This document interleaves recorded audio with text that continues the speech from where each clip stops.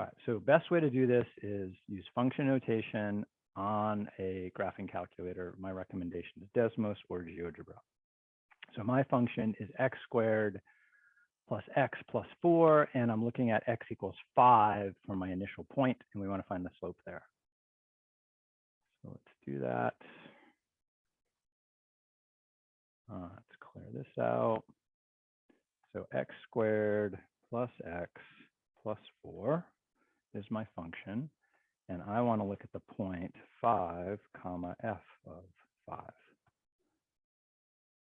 And that should be the point, 534. So let's zoom out a little and find that. And actually, I'm just going to use the monkey wrench to rescale. Let's go higher. Let's go up to 50. All right, so there's my point right there. And I want to estimate the slope through that point. And to do that, what we're going to do is find a point on each side, but we're going to leave 5 at the center. So the next point we're going to look at is 5.1 comma f of 5.1 right there. If I click on it, it'll tell me what that point is. So there's my 534, and here's my new point, 5.1, 35.11. So I want to know what the slope between those two is, and I can just have the calculator do that, right? Slope is a fraction, so I hit the division key, or I can use the division key here. And in the numerator, I want to take my f of 5.1 and subtract f of 5, right? Power of function notation. I only have to type the function once, and then I just refer to it. I highly recommend you try this. And then in the denominator, I have 5.1 minus 5. And the slope there is 11.1. So I'm going to make a note of that in my homework here. So for the first slope, I'm getting 5.1 or 5.11. What was that? 11.1. Do that, 11.1. Then I'm going to move that second point a little closer and see what the slope looks like.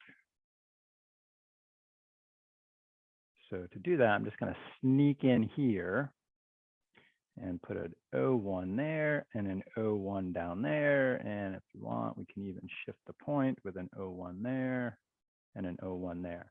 And so I can't hardly see them there. So maybe I'll zoom in more. Oops, wrong. Zoom, zoom, zoom, zoom. All right, so those 2 points are pretty close on this scale right here. Let's go zoom one more time. So I'm trying to find the slope between those 2 points there, and I get 11.01.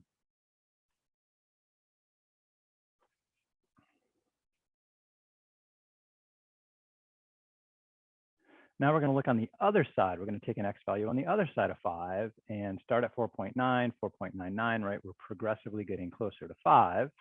And we're going to see what happens on the other side.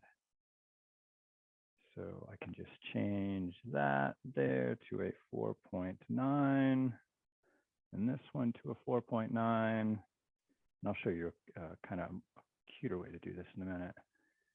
And then this would be a 4.9. And this is a 4.9.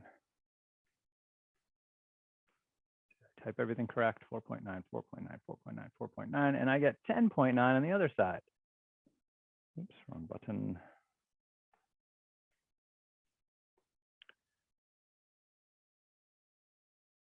So over here I have 10.9.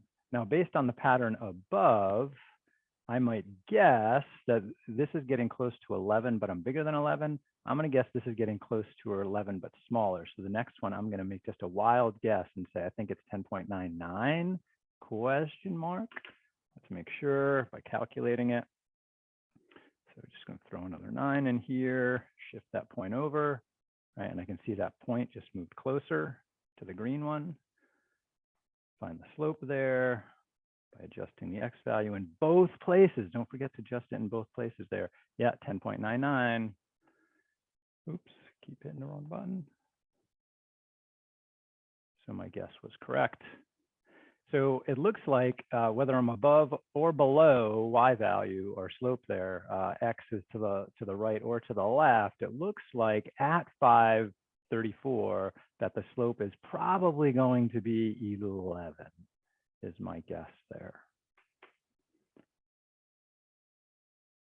And we could play around. Oops, I'll do that one in a second.